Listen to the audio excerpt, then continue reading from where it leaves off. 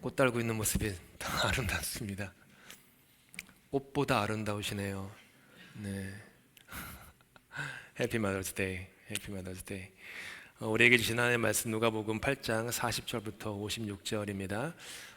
오늘이 3주째 이 말씀 묵상하고 마지막 시간 되겠습니다. 저와 함께 교독하겠습니다. 예수께서 돌아오심에 우리가 환영하니 이는 다 기다렸음이로라.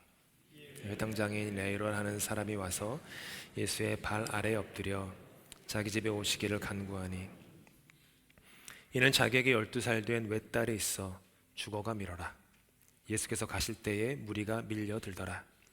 이 12해를 혈루증으로 앓는 중에 아무에게도 고침을 받지 못하던 여자가 예수의 뒤로 와서 그의 옷가에 손을 대니 혈루증이 즉시 그쳤더라.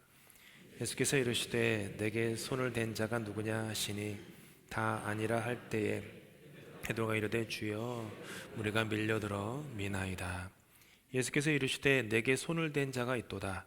이는 내게서 능력이 나간 줄 알미로다 하신대 여자가 스스로 숨기지 못할 줄 알고 떨며 나와 엎드리어 그 손댄 이유와 곧 나은 것을 모든 사람 앞에서 말하니 예수께서 이르시되 딸아 내 믿음이 너를 구원하였으니 평안히 가라 하시더라.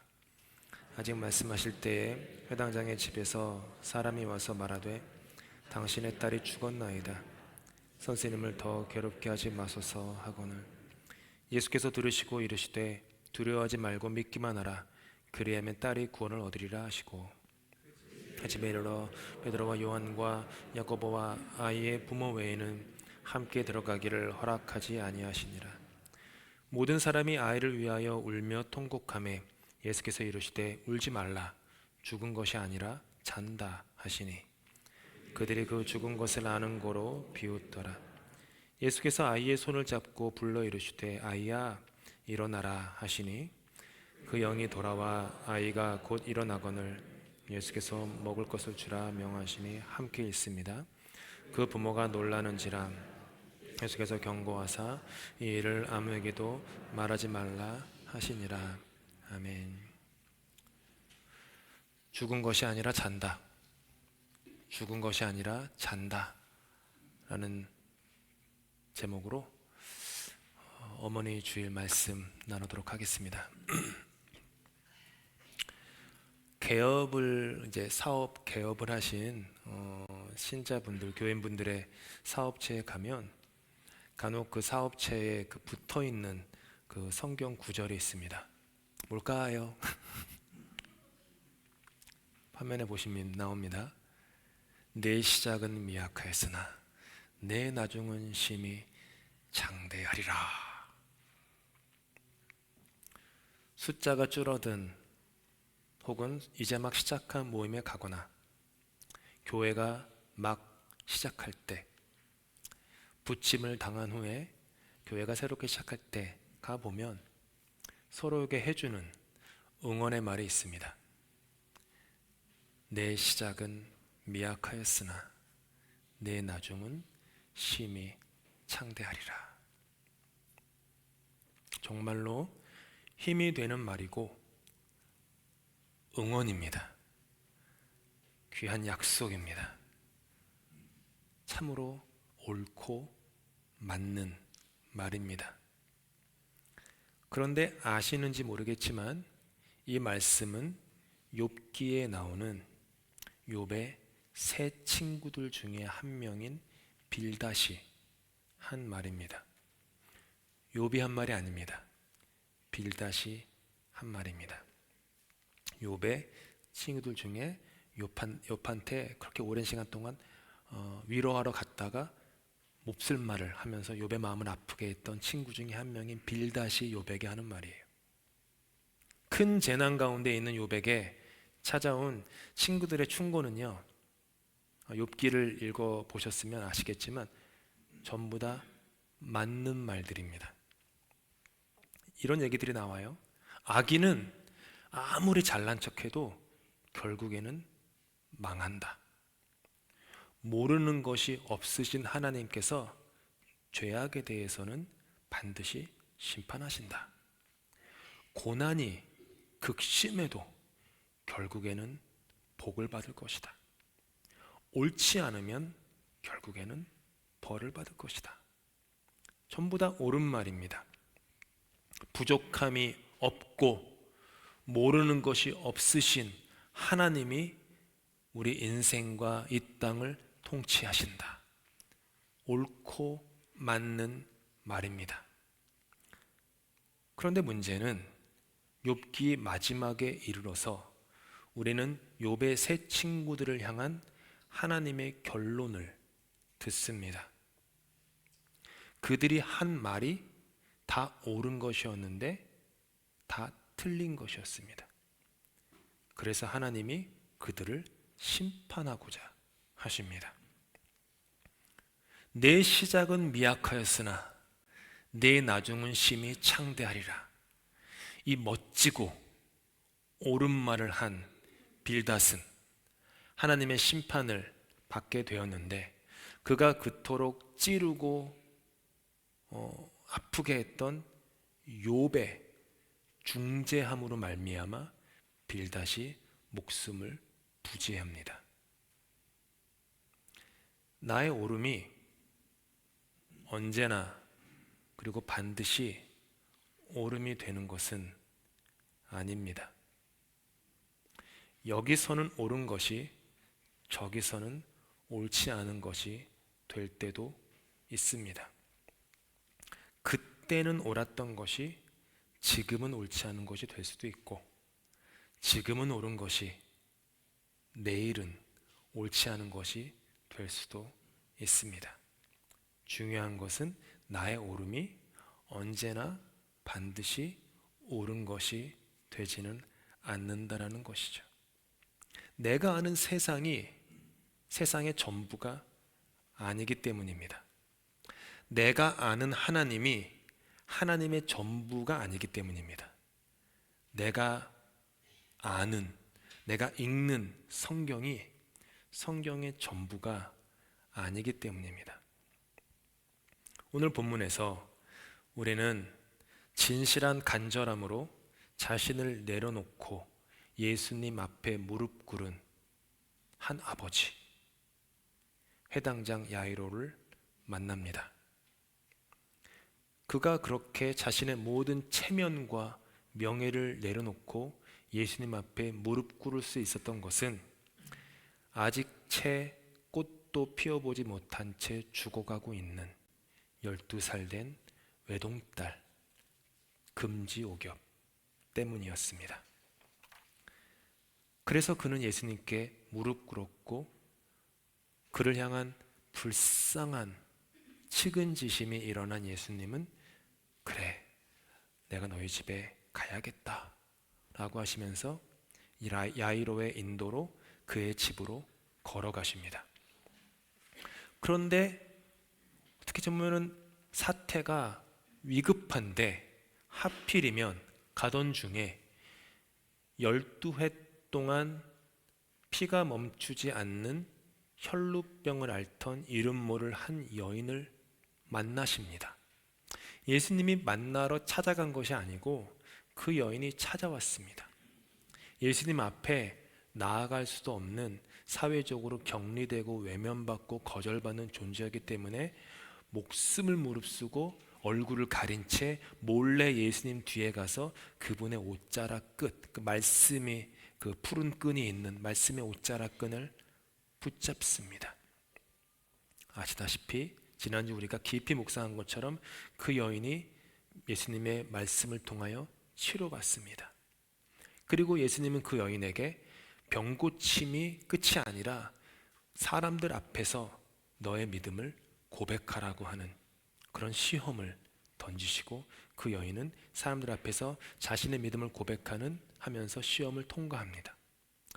성경을 보면은 이게 그냥 몇 절밖에 안 되는데 이게 생각보다 긴 시간 동안 벌어진 것 같습니다.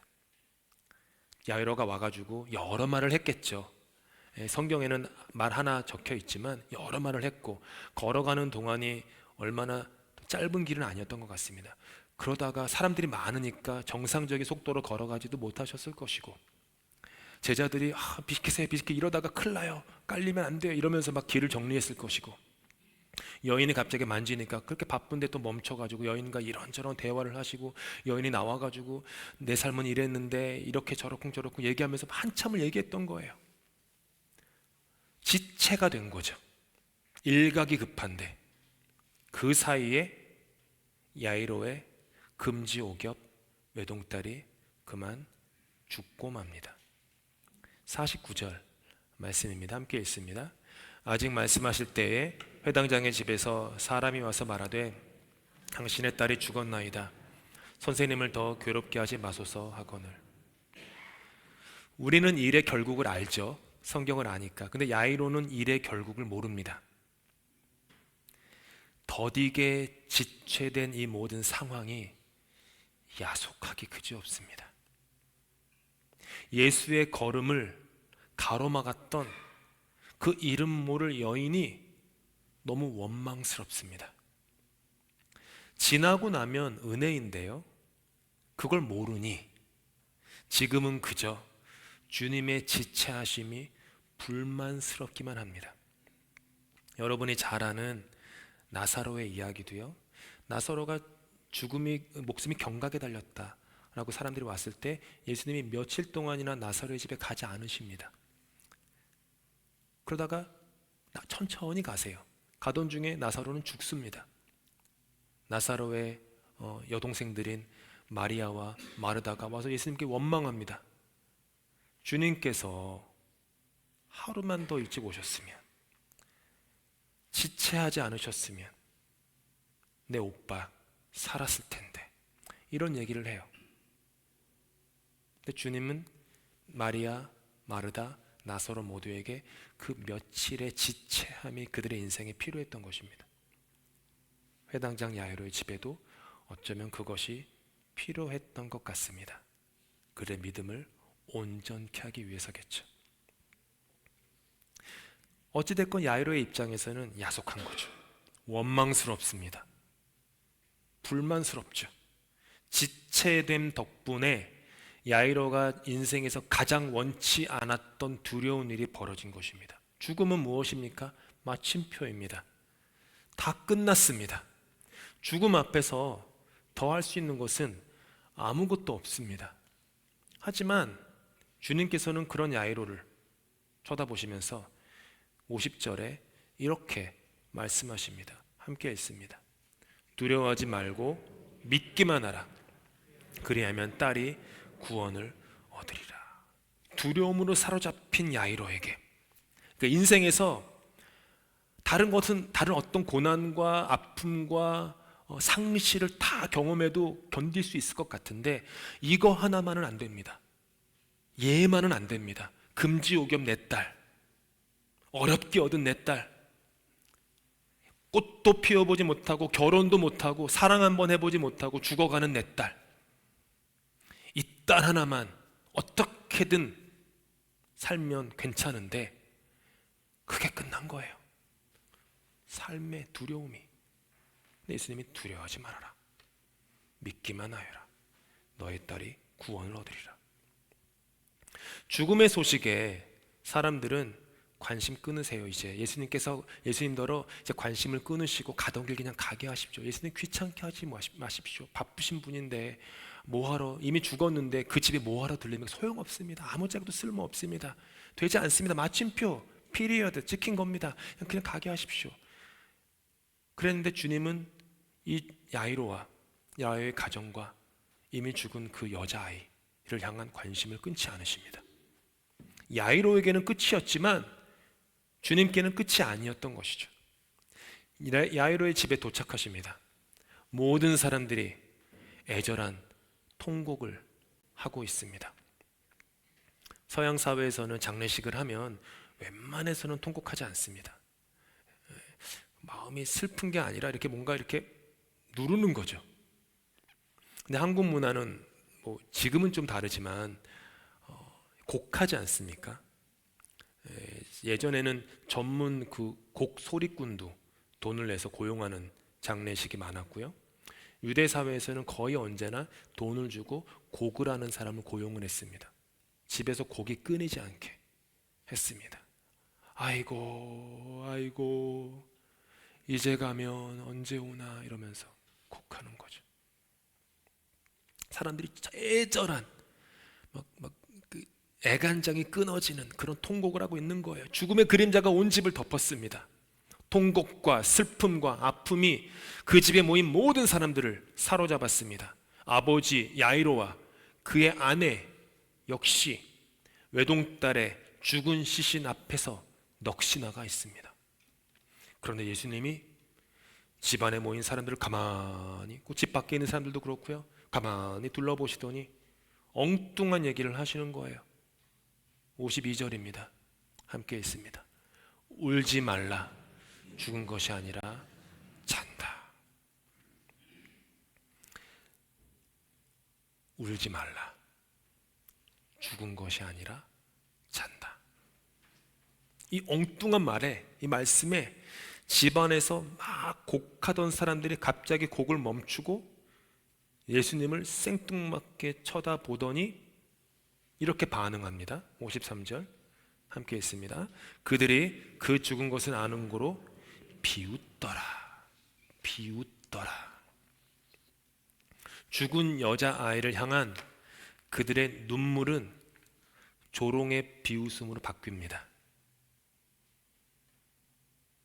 그런데 그렇게 비웃는 사람들이 틀린 게 아니었다라는 게 문제입니다.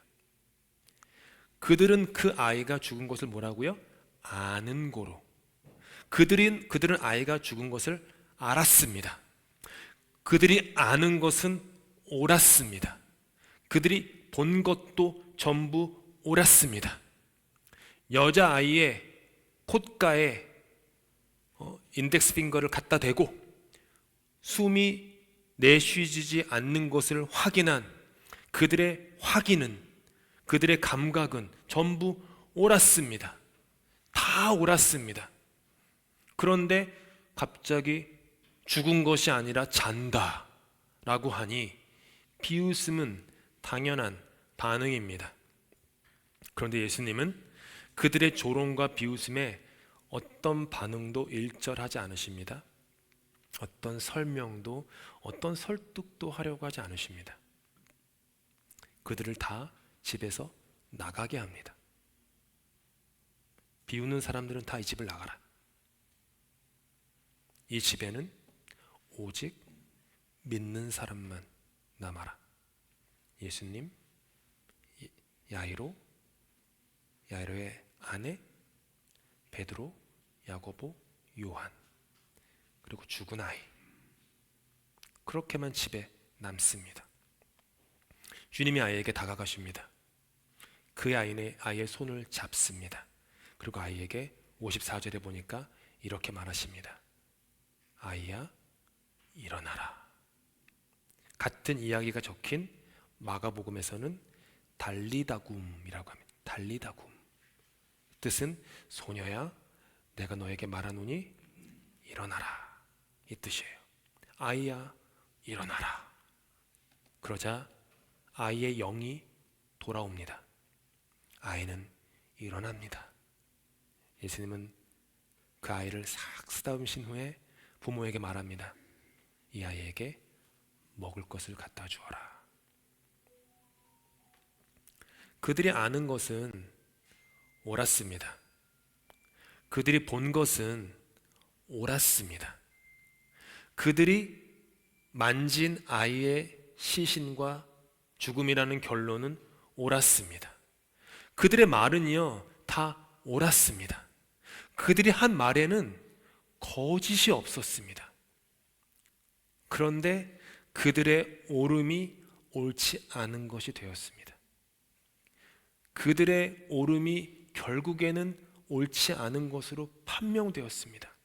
아이가 죽었으니 다 끝났다 라고 말하는 그들의 옳음은 결국 옳지 않은 것이 되었습니다. 아이가 죽은 것을 아는 고로 비웃었던 그들의 조롱은 틀린 것이 되었습니다. 틀려서 틀린 것이 아니라 옳았는데 틀린 것이 되었습니다. 이거예요. 인생이 그렇습니다. 틀렸기 때문에 틀린 게 아니라 옳은데도 틀린 것이 됩니다. 그게 인생이에요. 우리는 모두 내가 아는 범주 안에서 살아갑니다. 보이지 않는 내 안에 성이 있습니다. 성벽이 있습니다. 울타리가 있습니다. 그래서 우리는 그냥 인간의 한계일 텐데요, 내가 아는 그 범주, 그 틀 안에서 살아가죠. 내가 만지고, 내가 보고, 내가 듣고, 내가 경험하는 그 울타리 안에서 살아갑니다. 물론 우리가 경험하는 경험이 틀린 것이 아닙니다. 내 경험에서 나오는 말은 거의 다 옳은 것들입니다. 그런데 문제는 그것이 궁극적으로 옳지 않은 것이 되어버립니다. 결국에는 틀린 것이 됩니다. 예를 들어 볼까요? 자녀에게 지금까지 살면서 목사님, 저는 단 한 번도 내 딸에게, 내 아들에게 잔소리 한 번 한 적 없습니다. 자신 있게 얘기할 수 있는 분들은 손 한 번.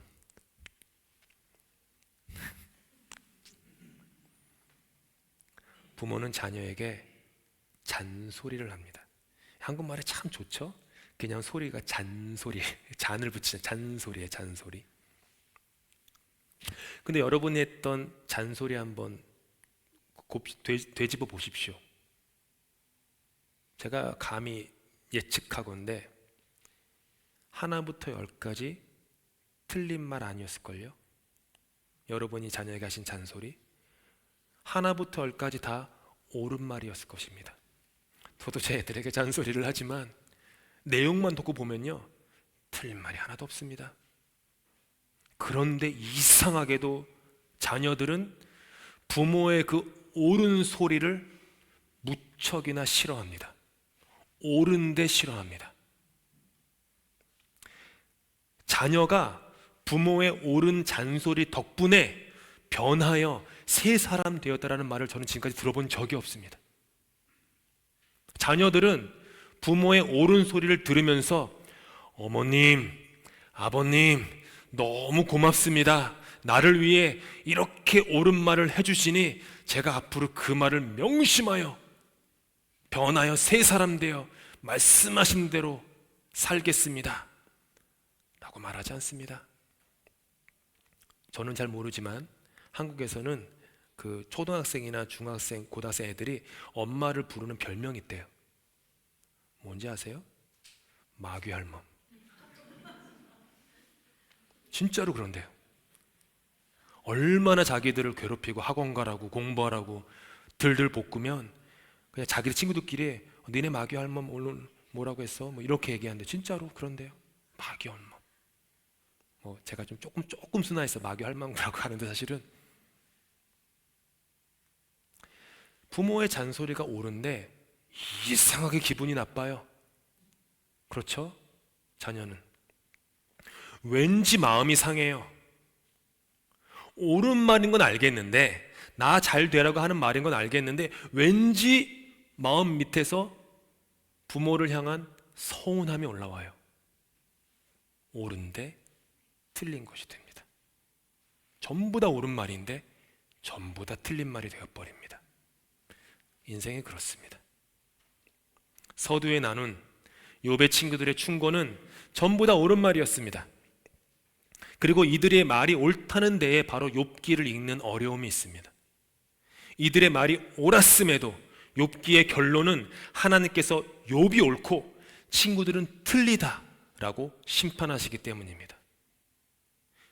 욥은, 이유는 뭐냐 하면 욥은 필사적으로 하나님께 불평을 했고, 친구들은 자기들이 아는 경험과 성경 지식과 인간 지식으로 볼 때 모든 것이 분명한데 뭐하러 쓸데없이 그런 것까지 하나님께 가서 미주알 고주알 불평하냐 이랬던 거죠.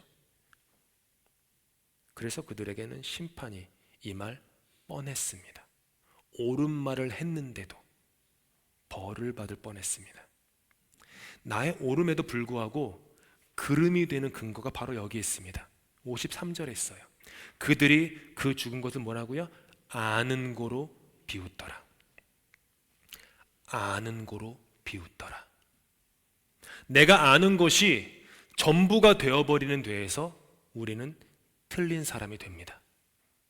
내가 아는 것의 그 범주 안에 하나님과 사람을 꾸겨 넣기 때문입니다. 내가 아는 지식, 성경, 경험 고작 해봐야 작은 컨테이너 박스 하나 정도일 텐데 거기다가 하나님을 집어넣습니다. 거기다가 자식을 집어넣습니다. 거기다가 다른 사람들을 집어넣습니다. 교회를 집어넣습니다. 세상을 집어넣습니다. 하다못해 자기 자신도 거기에 집어넣습니다. 꾸겨 넣어요. 내가 보고 듣고 만지고 경험하는 그 작디 작은 울타리 안에 하나님과 사람을 심지어 자신조차도 가두어 버리기 때문에 나의 오름이 틀린 것이 됩니다. 내용이 옳은데 결국은 틀린 것이 됩니다.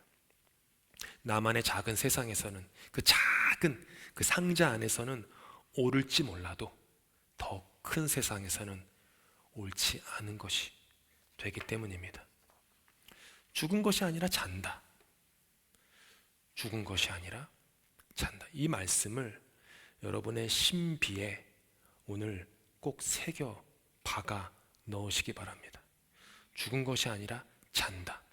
기독교 신앙은요, 여러분이 아는 것보다 훨씬 더 큽니다. 훨씬 더 넓습니다. 훨씬 더 깊습니다. 교회는 내가 보고 듣고 만지고 판단하는 것보다 훨씬 큽니다. 내 알매 얕은 우물보다 하나님의 바다가 훨씬 더 크고 넓고 깊습니다. 기껏 해봐야 나는 지상에서 하늘로 160, 170, 180 길어봤자 2m 몇 정도밖에 올라갈 수 없지만 하나님의 하늘은 훨씬 더 높은 것입니다. 최종 결론은 내가 내리는 것이 아닙니다. 사람도 내리는 것이 아닙니다. 최종 결론은 하나님이 내리는 것입니다. 그렇기 때문에 저와 여러분의 인생에는 마침표가 있지 않습니다. 언제나 쉼표만 있을 뿐입니다. 나는 죽은 것이 아니라 다시 일으키심 받기 위해 자고 있을 뿐입니다. 죽은 것이 아니라 잔다. 내가 쓰러진 그곳에서 주님은 나를 일으키십니다. 죽은 것이 아니라 잔다. 나 죽었어요. 내 인생 끝났어요. 더 이상 할 게 없어요. 라고 하는 그곳에서 주님은 나를 다시 살리십니다. 죽은 것이 아니라 잔다. 안 돼. 안 돼. 할 수 없어. 고개 젓는 그곳에서 주님은 믿는 자에게 능치 못함이 없다. 말씀하십니다. 그러니 신앙은, 기독교 신앙은 삼일체 하나님과 그분의 말씀을 나의 작은 그릇에 구겨 넣지 않는 것. 그게 신앙의 기본 소양이요 자세입니다. 오늘은 어머니 주일입니다. 그리고 우리는 본문의 이야기 속에 감추어진 한 어머니를 만납니다. 우리는 그녀의 이름을 알 수 없습니다. 그녀의 처지도 알지 못합니다. 다만 우리가 아는 것은 몇 가지입니다.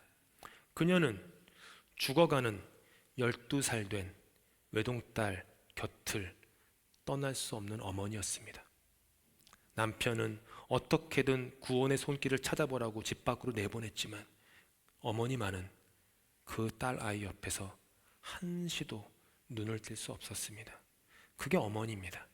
어떤 어머니가 죽어가는 자녀의 곁을 떠날 수 있습니까?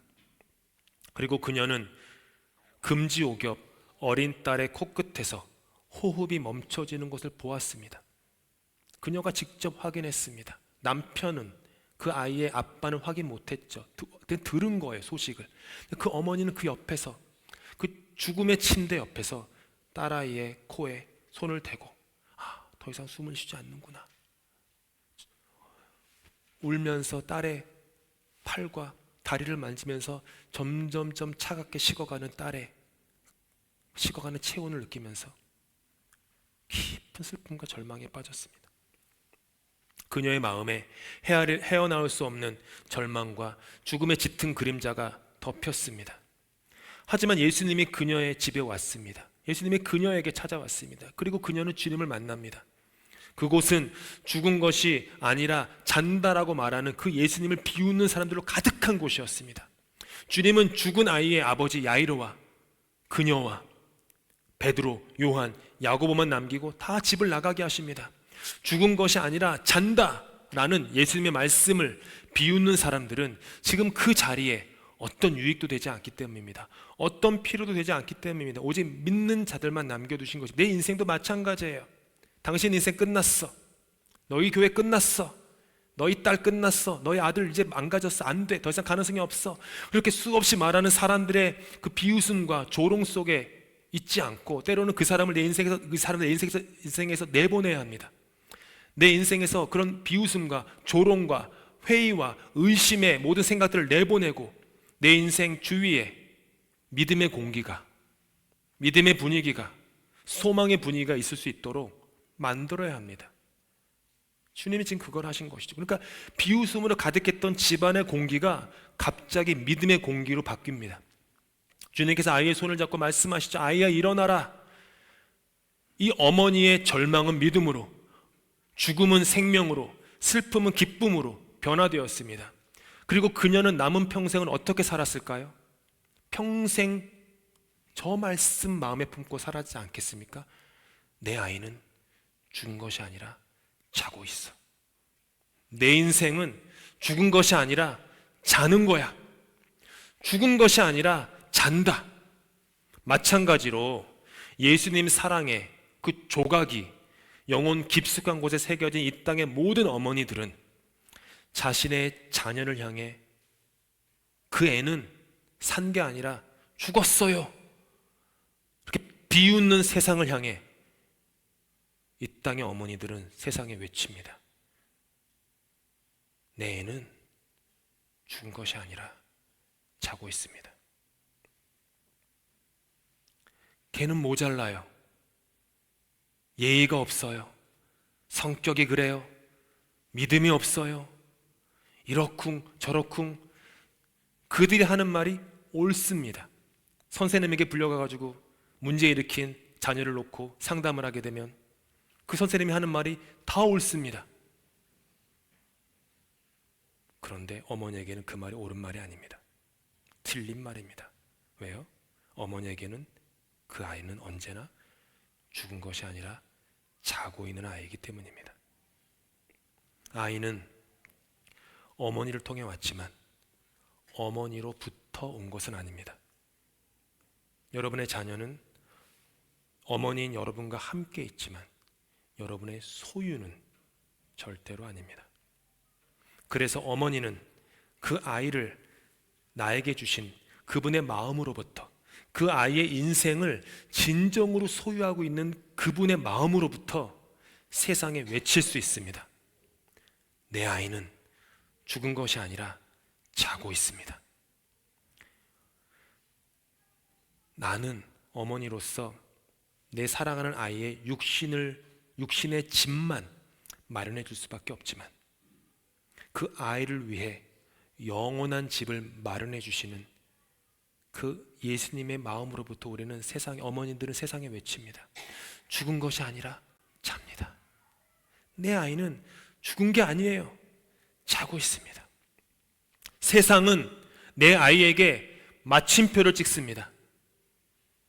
근데 이 땅에 그 어떤 어미가 자식의 인생에 마침표를 찍습니까? 늘 어머니에게 그 아이는 쉼표입니다. 죽은 것이 아니라 자고 있습니다. 좀 모자라도, 좀 부족해도, 좀 느려도, 다른 애들보다 좀 많이 엇나가도, 좀 탕자처럼 못되게 살아도, 실수하고 잘못해도 적어도 어머니에게 그 아들은, 그 딸은 언제나 그랬듯이 죽은 것이 아니라 자고 있는 아이입니다. 죽은 것이 아니라 잔다. 저와 여러분 마음속에 이 말씀을 새깁시다. 이 교회도 마찬가지입니다. 죽었어요. 이 교회 죽었어요. 라고 해도 어머니의 그 사랑을 받은 우리들의 믿음의 고백은 No, 죽은 것이 아니라 우리는 자고 있을 뿐입니다. 주님께서 오셔서 아이야 달리다굼 일어나라 일어나라 라고 하실 그 음성을 기다리며 자고 있을 뿐입니다. 세상의 모든 부정적인 소리들과 회의의 소리들 속에 외치십시오. 죽은 것이 아니라 잔다. 그러니 이곳에 있는 모든 어머니들, 앞으로 어머니가 되실 모든 분들, 예수님의 이름으로 축복합니다. 해피 마더스데이. 기도하시겠습니다. 세상은 나를 향해 당신은 죽었어요 라고 말하지만 주님은 나를 향해 너는 나에게 결코 죽지 않고 살았다 라고 말씀하여 주시니 감사합니다. 죽은 것이 아니라 잔다 라고 하신 주님의 말씀 덕분에 오늘도 나는 죽음의 무덤에서 다시 일어섭니다. 죽음의 무덤 가운데 있던 나였지만 죽은 것이 아니라 잔다 말하시며 나의 영혼을 부활시키시는 주님의 그 따스한 음성으로 다시 일어섭니다. 그리고 주님 감사합니다. 나를 향해 너는 죽었어 라고 말하는 세상의 중심에서 내 아이는 죽은 것이 아니라 자는 거예요 라고 담대히 외치는 나의 어머니를 주셔서 감사합니다. 예수님이 심어주신 죽은 것이 아니라 잔다는 그 믿음을 우리의 어머니들에게 심어주셔서 감사합니다.